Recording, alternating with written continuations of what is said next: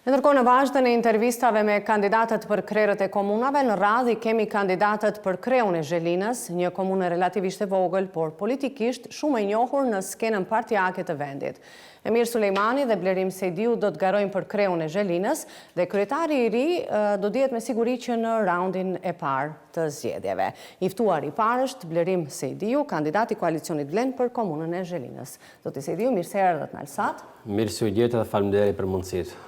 Pse kandidoni sërish për kreun e Zhelinës, pse qytetarët duhet të besojnë edhe një mandat të tretë? Sepse Zhelinës i duhet shumë punë, kemi shumë projekte të paralizuara, kemi nisë me disa duhet i përfundojmë, dhe Zhelinës o tash o kur i duhet një menaxher që i di punët mirë t'i bëj, që i shohin qytetarët në teren çdo ditë, dhe me këtë ne kemi dëshmuar gjatë gjithë kësaj periudhe se nuk kemi ndalur asnjë ditë duke realizuar çdo projekt që ka qenë ëndër e Zhelinës dhe ajo shifet më së miri nga qytetarët në teren. Sa është borxhi i komunës, sa milion euro?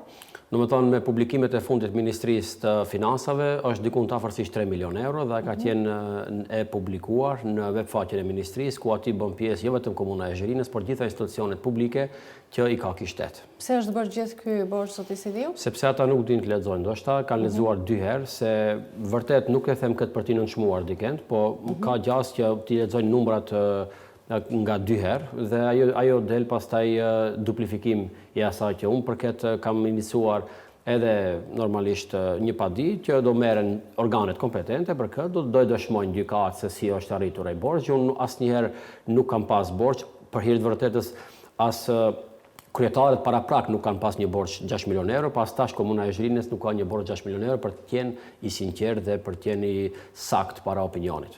Sa është numri të punësuarve në komunë, zoti Sejdiu, dhe a ka partizim në procesin e punësimit? Numri i punësuarve është ndër më të pakët në gjithë Maqedoninë, ndoshta sa i përket numrit banorëve, sa e shkon me kokë banori, do të thonë ne kemi diku 52 punësuar, dhe me këtë nuk është një numër nuk kemi kontrata para zgjedhore, siç jemi mësuar më herët në për komuna të tjera, kemi nga 400-500 kontrata, ne nuk kemi ashtu se kemi praktikuar asnjëherë, as mandatin e parë as tani. Kështu që gjithë punësuarit janë aty, janë bazë të nevojës për aktit për sistematizim vendeve punës dhe bazë nevojës që komuna e Zhelinës e ka në programin e saj. Dhe a ka partizim në procesin e punësimit? Gjitha shpallet janë publike dhe çdo kush që ka të drejtën të merr pjesë. Tani pat një rast në shpalljen e fundit kanë konkuruar 2 persona dhe janë pranuar që ne nuk i njohim dhe kush janë. Pra, thoni që pyetja e radhës do të ishte më njëherë se a ka ndonjë të punësuar në mandatin tuaj që nuk është Vlen?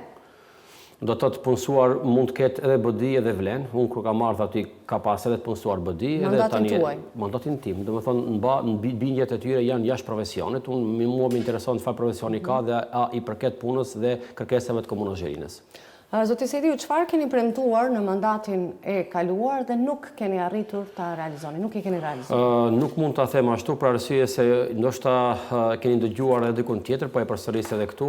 Unë kam realizuar 130% programit tim, do të thotë kam realizuar më shumë se sa që kam premtuar dhe këtë e dinë qytetarët dhe programi im. Do të thonë rruga Merov, Proj në Kapashdoll dhe disa fusha sporti që do t'i bëjnë tani nuk i kam premtuar dhe shumë rrugica tjera që nuk i kam premtuar jam duke i realizuar, pra duke i asfaltuar dhe me këtë mbas rezultateve tona diku 130% kemi arritur programin ton të realizojmë më shumë se sa kemi premtuar. Do të thotë kjo pyetje çka nuk kam realizuar, nuk do e kisha pranuar për arsye se kam tejkaluar programin tim dhe për këtë janë krenar gjithë edhe unë edhe stafi im edhe qytetarët e mi dhe kjo pyetje ndoshta më shumë do i drejtohesh te banorëve të komunës së Zhelinës, ata të tregonin se çfarë keni realizuar, por nuk i kemi banorët. Vërtet ka kërkesa shumë, qytetarët e mi më ndëgjojnë, ka kërkesa që nuk përfundojnë kurrë, unë atë di dhe jam i vetëdijshëm.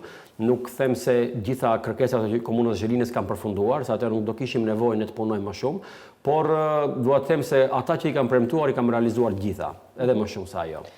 Zoti Sejdiu, sa fshatra të Zhelinës nuk kanë ujë për pije? Ujë për pije nuk ka Pallatica, Treboshi dhe Uzurmishti mbas projektit tonë që e kemi tani dhe në Vjesht, faktikisht kemi në shkruar marrëveshje me Ministrinë e Ambientit, në pranverën e vitit të ardhshëm nisim me realizimin e këtyre 3 fshatrave.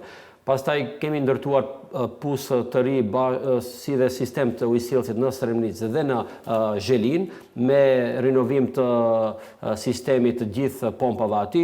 Jemi duke ndërtuar ujësillësin për momentin në fshatin Merov.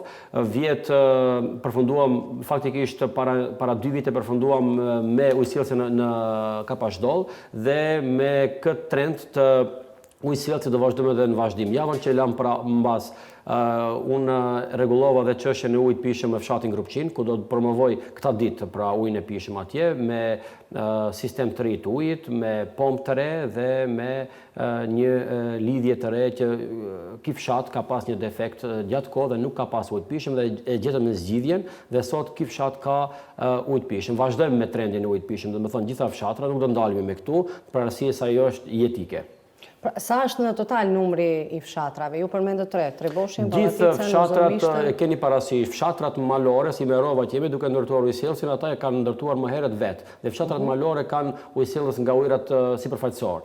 Dhe me sistem të ujit kanë Zhelina, Stremnica, tani do ketë Pallatica, Treboshi dhe Uzurmishti, Kapashdolli ka, Grupçini ka, Lërca ka, krejt kanë, por sistem të ujit, domethënë do të ndërtojmë në vazhdimësi edhe në 3 fshatra tjerë dhe me këtë gjithë komuna e Zhelinës do të furnizohet me ujë të pishëm me sistemin e ri që ne normalisht një pjesë kemi fituar nga ministria dhe një pjesë do të ndërtojmë vetë. Pra ky do të jetë prioriteti juaj urgjent të themi, Në nëse rizgjidheni në kryet e komunës. parë më njëherë do të nisim me ndërtimin e ujësillësit në Pallaticë, Uzurmisht dhe Trebosh.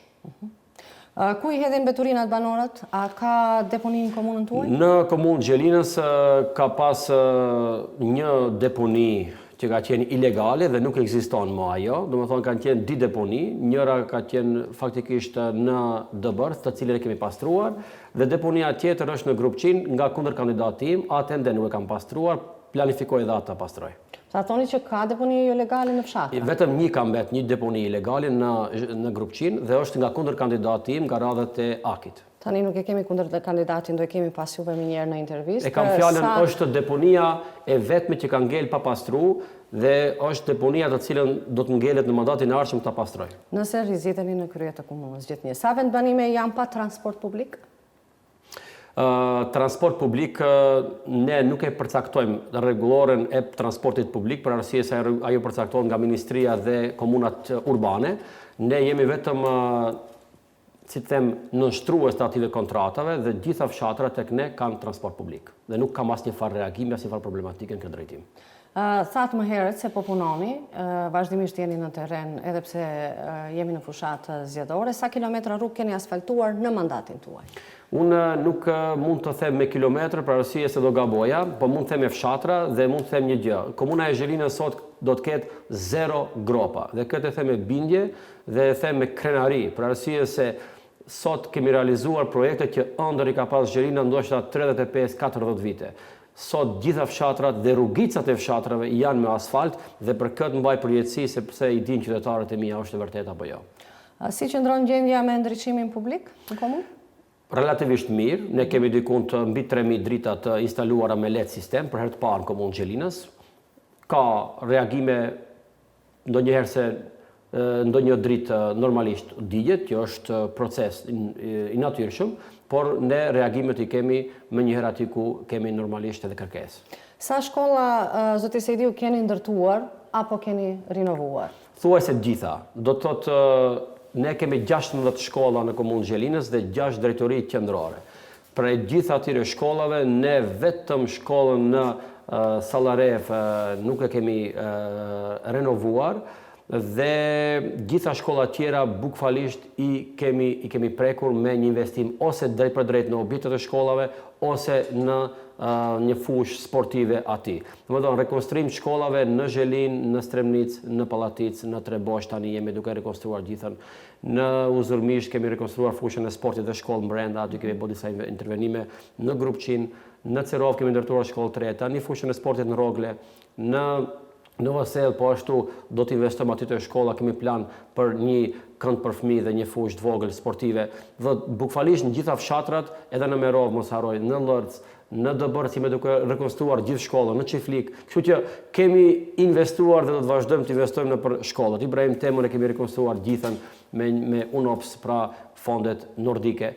Kështu që jemi mirë dhe shumë mirë duke ecur dhe ky trend nuk do të ndalet as pak. Këto 16 shkolla që përmendet, a kanë gjitha salla sporti për nxënësit? Nuk mund të kenë.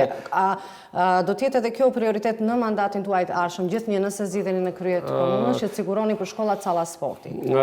Po, do të thotë kemi shkollat qendrore ku ne do t'i ngërthejmë gjitha me sallat e sportit. Tani në këtë vit, pra vitin 2025 deri në fund këtij vitit, Ministria e Arsimit ka futur në program në një sallë sporti, pra me kërkesën e komunës Zhelinës të ndërtojnë grupçin, pastaj një sallë sporti do të ndërtohet në Strimnic dhe një sallë sporti do të ndërtohet në Pallatic ku do të shërbejë Trebozha Pallatic. Keni edhe 6 sekonda në fakt.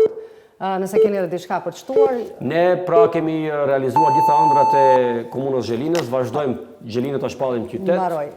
Faleminderit shumë zoti Sediu që sonte ishit në Alsat. Faleminderit edhe për juve.